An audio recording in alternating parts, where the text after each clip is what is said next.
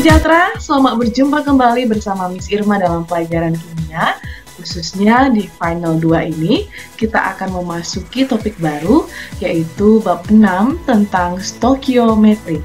Nah, kata stoikiometri itu berasal dari bahasa Yunani, terdiri dari dua kata. Yang pertama stoichion artinya unsur atau elemen, dan metria artinya mengukur atau ukuran. Sehingga ditarik sebuah pengertian bahwa stoikiometri adalah pembelajaran kimia yang membahas tentang kuantitatif antara semua zat yang terdapat pada reaksi, baik itu dalam reaktan maupun pada produk. Konsep perhitungan kimia atau kita sebut stoikiometri ini merupakan aplikasi dari hukum dasar ilmu kimia. Nah, banyak bagian yang akan kita bahas pada materi bab 6 ini. Pertemuan kita hari ini, kita akan membahas tentang hukum dasar ilmu kimia. Sebagai acuannya, silakan buka buku textbook kimia Erlangga kalian, halaman 205 sampai 213. Seperti topik-topik yang kita pelajari sebelumnya dalam pelajaran kimia, ada hal yang mendasari setiap topik tersebut. Demikian juga untuk topik baru bab 6 ini, yaitu tentang stoikiometri. Dasar dari pelajaran atau konsep perhitungan kimia tersebut adalah hukum dasar ilmu kimia. Nah, pada pertemuan kita hari ini kita akan membahas dengan detail apa saja hukum dasar ilmu kimia, dan kita akan memahami dengan jelas hukum-hukum dasar ilmu kimia. Berikut adalah penjelasan tentang hukum dasar ilmu kimia. Hukum dasar ilmu kimia. Hukum dasar ilmu kimia terdiri dari 5 hukum. Yang pertama kita bahas adalah hukum kekekalan massa atau disebut juga hukum Lavoisier. Ditemukan oleh Lavoisier melalui percobaan kalsium klorida dan natrium sulfat dipijarkan membentuk kalsium sulfat dan natrium klorida. Nah, dari hasil percobaan tersebut, Lavoisier mengambil kesimpulan bahwa jumlah massa zat sebelum dan sesudah reaksi adalah sama. Sebagai contoh, sejumlah logam besi dipijarkan dengan 3,2 gram belerang menghasilkan 8,8 gram senyawa besi 2 sulfida. Berapa gram logam besi yang telah bereaksi? Yang perlu kita perhatikan pertama adalah reaktannya. Reaktan adalah besi dan belerang, menghasilkan besi 2 sulfida.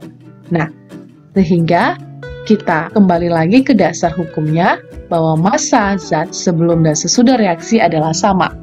Reaktannya adalah besi dan belerang, maka massa besi tambah massa belerang sama dengan massa produk, yaitu besi 2 sulfida.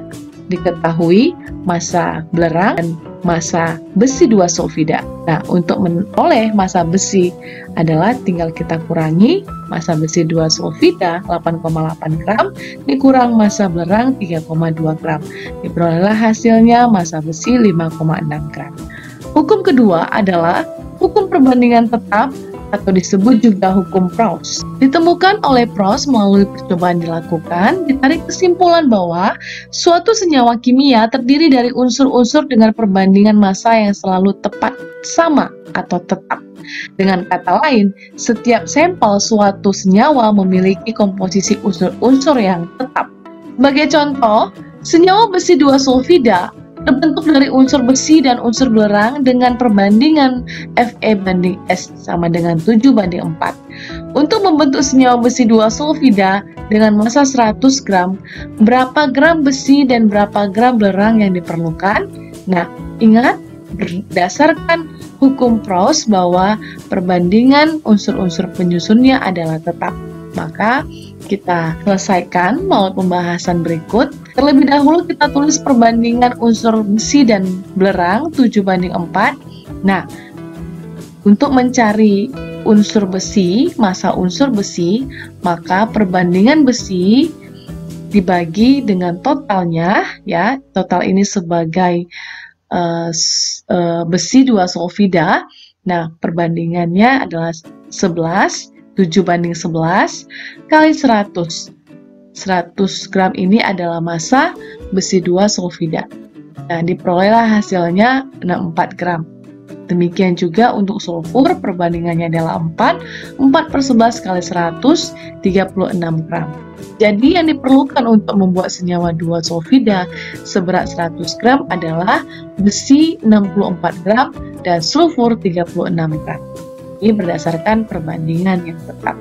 Hukum yang ketiga adalah hukum kelipatan perbandingan atau kita sebut juga sebagai hukum Dalton.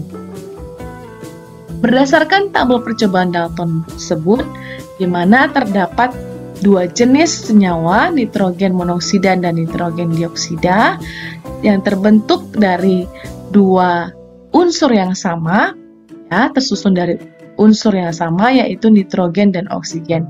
Dilakukan percobaan, maka diperoleh hasil perbandingan nitrogen dalam senyawa nitrogen dioksida dan nitrogen monoksida adalah 2:1.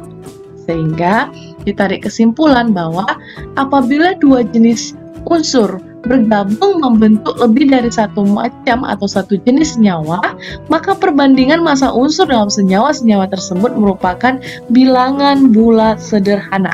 Jadi clue-nya adalah bilangan bulat sederhana. Ya, sebagai contoh, karbon dan oksigen dapat membentuk dua macam senyawa, yaitu karbon monoksida dan karbon dioksida. Jika kandungan karbon pada senyawa karbon monoksida dan karbon dioksida berturut-turut adalah 42,85% dan 27,2%, pertanyaannya apakah data ini sesuai hukum Dalton? Nah, agar sesuai dengan hukum Dalton atau tidak, maka kita harus mencari terlebih dahulu perbandingannya berupa bilangan bulat sederhana. Nah, selesaikan melalui pembahasan, kita misalkan terlebih dahulu. Senyawa karbon monoksida 100 gram, senyawa karbon dioksida 100 gram. Nah, kemudian kita tulis perbandingannya melalui tabel massa karbon dan oksigen pada senyawa karbon monoksida dan karbon dioksida agar lebih detail, lebih rinci, ya. Kita bahas terlebih dahulu dari karbon monoksida. Tadi kita misalkan 100 gram. Nah, yang diketahui karbonnya 42,85%, itu kita jadikan gram, ya, kita umpamakan gram, kita anggap gram, oke. Nah, untuk mencari massa oksigennya tinggal kita selisihkan. 100 kurang 42,85, 57,15. Nah, sehingga perbandingan karbon dan oksigennya adalah 42,85 banding 57,15. Kita sederhanakan lagi, 1:1,33. Nah, untuk CO2 yang tadi kita misalkan juga 100 gram, diketahui di soal 27,2% jadi gram. Nah, kita selisihkan juga ya treatment yang sama 72,8 sehingga perbandingan karbon dan oksigen pada karbon dioksida adalah 27,2 banding 72,8. Kita sederhanakan 1:2,67. Nah, ini belum selesai ya. Sekarang kita sederhanakan lagi atau kita lakukan lagi perbandingan. Perbandingan massa karbon dan oksigen dalam CO dan CO2 kita tulis kembali 1:1,33, Miss ganti jadi bentuk per ya, biar lebih jelas untuk operasionalnya, dibandingkan dengan 1/2,67. Nah, operasional pembagian ingat, sehingga ini jadi 2,67 banding 1,33.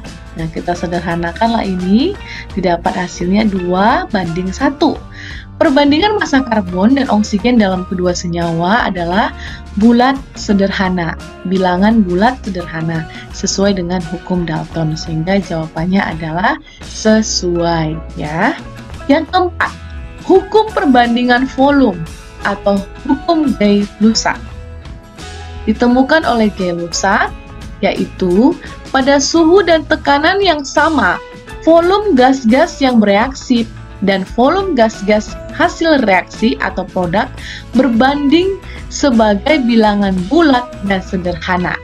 Tapi ingat, ini hanya berlaku untuk reaksi-reaksi dalam wujud gas saja, ya, perlu diingat dalam wujud gas saja.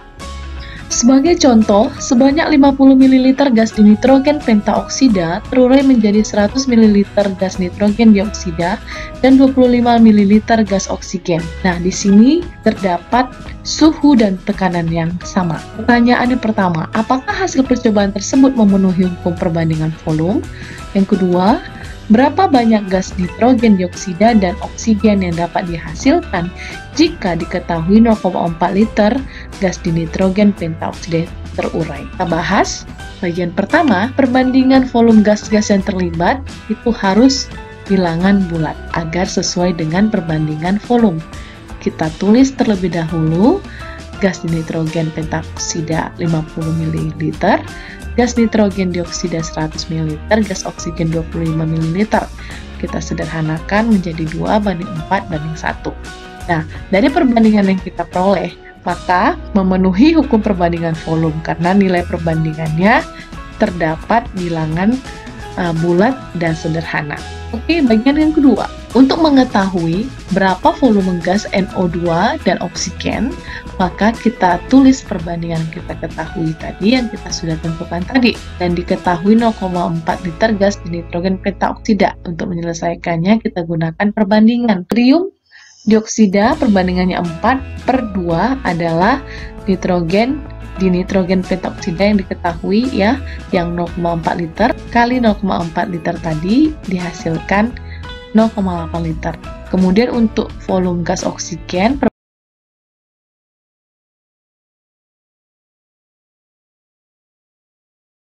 demikian untuk contoh soal yang hukum keempat Gay-Lussac.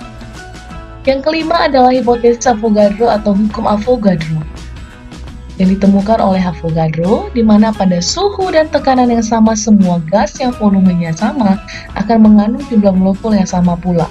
Seperti 3 contoh balon berikut, ini mempunyai volume yang sama, berarti mereka berisi dengan jumlah molekul yang sama pula. Sehingga ditarik kesimpulan bahwa perbandingan volume sama dengan perbandingan molekul, atau sebaliknya perbandingan molekul sama dengan perbandingan volume, karena ini berbanding lurus. Nah, jumlah molekul X per jumlah molekul Y sama dengan volume gas X per volume gas Y. Sebagai contoh, jika 9 liter gas oksigen mengandung 9,4 kali 10 pangkat 22 molekul pada suhu dan tekanan tertentu, maka hitunglah 1. Jumlah molekul 36 liter gas karbon dioksida pada suhu dan tekanan yang sama. 2. Volume 9,8 kali 10 pangkat 23 uap air ada suhu dan tekanan yang sama. Baiklah, kita akan bahas. Di sini yang diketahui adalah 9 liter gas oksigen dan 9,4 kali 10 pangkat 22 molekul gas oksigen tersebut. Nah, yang ditanya bagian pertama adalah jumlah molekul karbon dioksida dan diketahui volumenya. Tinggal kita tuliskan perbandingannya terlebih dahulu. Dari CO2, jumlah molekul CO2 per jumlah molekul gas oksigen sama dengan volume gas CO2 per volume gas oksigen.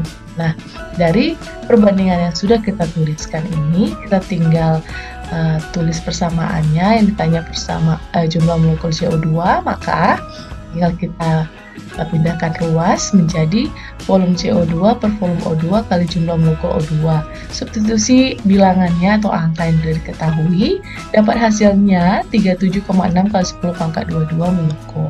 Untuk bagian 2, yang ditanya adalah volume H2O, dan diketahui adalah jumlah molekul H2O, dan tadi seperti soal oksigen yang diketahui, jadi perbandingan antara H2O dan oksigen. Ya, tinggal kita tuliskan seperti bagian 1 tadi, tapi dengan molekul yang berbeda ya. Jadi perbandingan volume H2O dan O2, jumlah molekul H2O dan jumlah molekul O2. Nah, sehingga volume H2O adalah seperti tadi juga ya, kita pindahkan ruas menjadi kali ya, volume 2-nya menjadi kali. Di sini 98 kali 10 pangkat 22 per 9,4 kali 10 pangkat 22 kali 9. Dapat hasilnya 93,83 liter. Demikianlah contoh untuk hipotesis atau hukum Avogadro. Demikianlah kelima hukum dasar ilmu kimia. dan contoh-contohnya. Nah, perlu diingat kembali bahwa 5 hukum dasar ilmu kimia tadi adalah yang pertama hukum kekekalan massa atau hukum Lavoisier, hukum perbandingan tetap atau hukum Proust, yang kedua, yang ketiga hukum kelipatan perbandingan atau hukum Dalton, yang keempat hukum perbandingan volume atau hukum Gay-Lussac, yang kelima hukum Avogadro atau hipotesis Avogadro. Nah, silahkan perbanyak latihan contoh-contoh soal yang lain yang terdapat pada textbook kalian. Demikianlah pembelajaran kimia kita hari ini tentang hukum-hukum dasar ilmu kimia. Selanjutnya silakan mengerjakan latihan yang terdapat pada Edmodo. Dan Miss memohon agar kalian mengumpulkannya tepat waktu. Minggu depan kita akan mempelajari bagian baru pada stoikiometri, yaitu tentang massa atom.